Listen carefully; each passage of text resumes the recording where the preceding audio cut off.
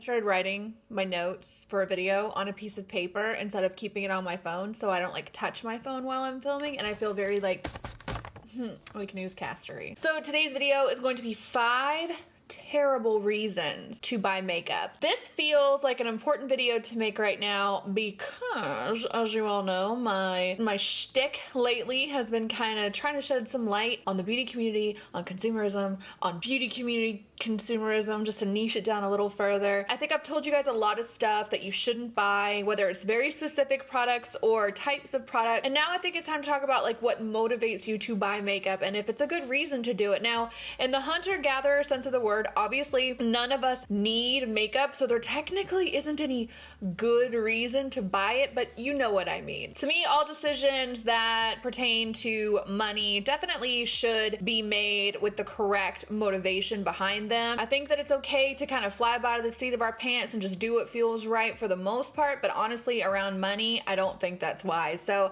let's get into the 5 terrible reasons to buy makeup. Number 1, it's new. And this might be extremely counterintuitive to you guys if you're still kind of heavily caught in that new makeup release hamster wheel that I definitely was in for a while there. But something being new is not a good reason to buy it. Period. Astronaut. I could literally just turn this video off right now on that notion. I seriously think all the reasons I'm about to give you guys are good reasons not to do this, but this one might be like the biggest one because new stuff literally comes out all the time. I'm sure there's new makeup launches happening as I'm sitting here and speaking. But just to kind of illustrate my point, let's imagine a world, take this journey with me, where there's only 30 makeup releases a month. But really quickly, let me tell you that I tried to get an average for about how many makeup releases a month there are between Sephora, Ulta, Beautylish, the drugstore, independent brands that are kind of doing their own thing off their own site. There is just no way for me to quantify how many they are. But I did spend a good bit of time on Trend Mood and Hot Fire Makeup and all that stuff to try to get an idea, and I can tell you that it is safe to say there is at least 1 makeup launch a day. At least. At least. At least. In 2018, the beauty industry was valued at roughly $536 billion, and it is on track to be worth roughly $803 billion. Billion with a B, dollars by 2023. Bars. It can't be valued at $536 billion now or $803 billion later in the future if people aren't spending a lot of money on it. We're spending this money because of the rampant marketing and advertising. There's a lot of other things that go into this, and I want to make a video about it, but essentially the marketing and the education and the advertising and all the different ways that they're able to put makeup products in front of us, it has ramped up. So therefore the industry has benefited greatly from that. But you guys have to look at it like this. You are not Pavlov's dog, meaning when one thing happens, it does not require you to do another thing. So when you see a new release, you do not need to buy it. It's that simple. This is exactly why I anti-hauled Fenty in 2017. I bring this up a lot because it's one of the few times on my channel that people like went in on me. Wasn't expecting it, was not prepared for it. And the reasoning was very simple. I don't like celebrity endorsed shit 9 times out of 10, and I certainly do not like to be a brand's guinea pig. The whole brand is new and you need to buy from them. The whole thing, everything. Nothing's been beta tested. This is V1. Since marketing is based a lot of the time on making you anxious, and one of the easiest ways to make you anxious is to somehow convince you that the last version of a product that you bought is garbage compared to this brand new one. It's kind of like what people do every year with iPhones. Every year. I just got a new iPhone, in fact. This thing right here, this is the XR Max Plus Mach 7, whatever they're calling these things now. The camera's nice. It is. It's much better than the one I had before. I had a 7, but that's it. That's it. It's still a phone just like the one I had before. I can't tell a difference. And if none of the points that I tried to make about this are good enough for you, understand that the hyper-consumerism mentality around constantly having to have the new thing is affecting everything else. Like the packaging, the shipping that goes into getting the new item to you, the actual product itself, once you get sick of it and need something new and throw that out, it's got a bigger ripple effect than you realize. I mean, the new shopping thing is literally robbing us of our financial freedom and a planet planet to experience said freedom on. The second most terrible reason to buy a makeup product is because it got a good review. I think now in 2019, we need to start observing reviews a little bit differently than we did in like 2013. It's a completely different world. Beauty gurus make entire careers off of product reviews, but you need to pay attention to how often they review stuff. Some gurus, like Tati, make a video almost every day. I know she was doing 7 for a while, now she's down to 5. But 5 a week, still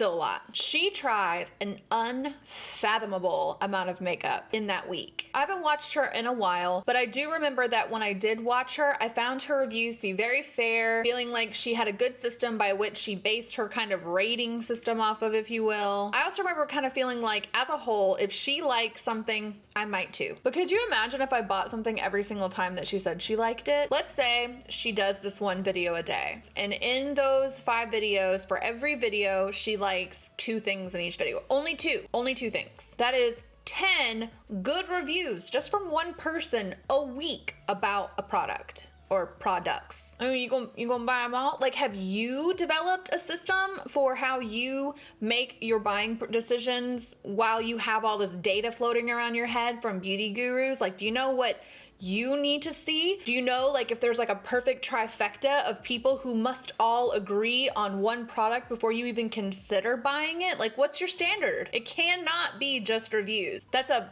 faulty system at the very least. And yes, while the beauty community is a very interesting little monster of a bunch of girls hanging out online telling each other what mascara is the best, it is also a huge multi-billion-dollar machine, which is honestly now at this point looked at as entertainment more than educational, and that is a really good time to start throwing in product placement endorsements and a lot of advertising dollars at it. It's why when like musicians or Rihanna, for example, wears a certain top or a certain type of boot, people buy it because they get kind of caught up in the escapism of the entertainment that they're getting and they want to kind of experience it and be a part of it. It's a terrible system to buy stuff just because there's good reviews. So I'm going to say, let's move on. Number 3, another terrible reason to buy makeup is that you are bored. So we are talking about emotions here. I think these emotions come from someplace bigger, and I'm definitely going to do a video on it about body dysmorphia and the beauty myth and how all of this stuff plays into these anxieties and emotions and strong feelings we have around makeup and beauty. But for the sake of argument, I'm going to try to simplify it, and we're just going to talk about boredom as a whole. I think it's important to understand that shopping or doing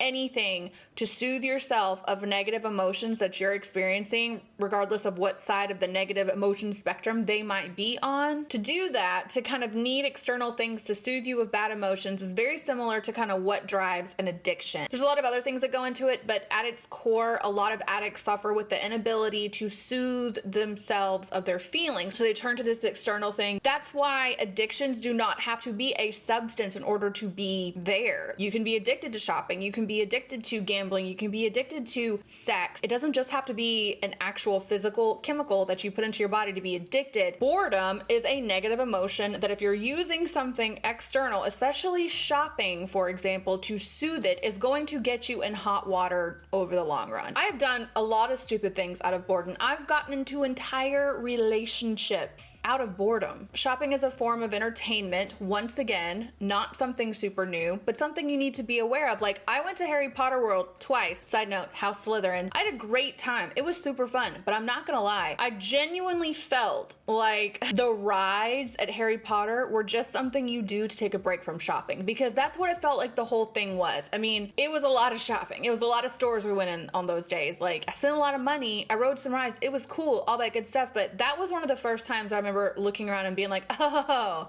we're going on vacation just to shop. That's cool. That's cool. Shopping is everywhere, and doing it occasionally, obviously not a problem. But like with all things on this list, the most important thing that you have to pay attention to is how often it's happening and like how difficult of a time you're having overcoming that feeling, emotion, whatever. Because that's really what we're here to talk about. As always, I'm not here to tell you to stop shopping altogether. I'm just saying it is not sustainable to quench your boredom with shopping. If you can get control over what you do when you feel bored, I'm willing to bet you could get a lot of things in your life under control. I'm working on a video about trying to figure out what kind of makeup shopper you are, or maybe what type of makeup wearer, user, whatever. And then as a result, how that defines your shopping habits. And one of the people that are going on my list are the gotta have them all people. Side note, let me know if you can come up with any catchy names for this concept. I will credit you. This particular person that we're talking about needs all of the things. This shit amazes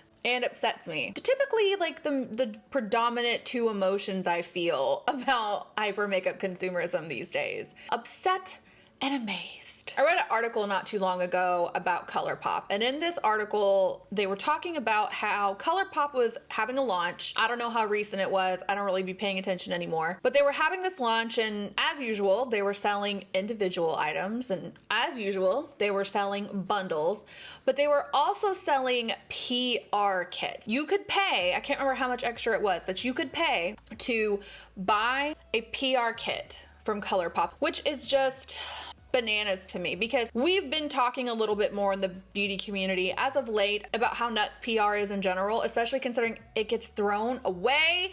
The PR box, all of it gets thrown away. I have PR waiting for me at UPS right now. I have not gone to get because I don't want to deal with the waste that's going to come with it. It's a problem. So the fact that companies are packaging it up and sending it out to people because they know that people who are not content creators and people who are not YouTubers just want to kind of be like their favorite Instagrammer. That's what it said in the article. It said something like, oh, we decided to do this so we can give our customers the same experience and they can play along with their favorite YouTubers. The whole thing just pissed me off, because ultimately you do not need an entire PR kit. Heck, we, influencers, YouTubers, whatever, do not need entire PR kits. In fact, if they would just let me, personally, just do this for me. Let me contact you when you guys have something I need, and let me tell you what colors I want, because it's usually massively wasteful. And I'm going somewhere with this, I swear. This idea of having to have everything, because this goes like, you could go a lot of places with this.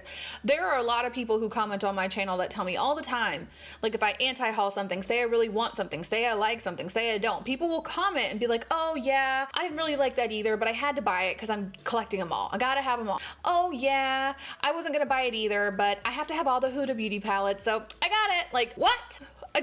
No, kind of goes back into the makeup collector thing. Like, what are you collecting? Are you gonna pass it down to your kids? Like, what is your plan? I know life is long and it's okay to have things that you love. It's okay to have hobbies and passions, but collecting all of something with no end game in mind that you could actually benefit from makes no sense to me. I mean, who knows?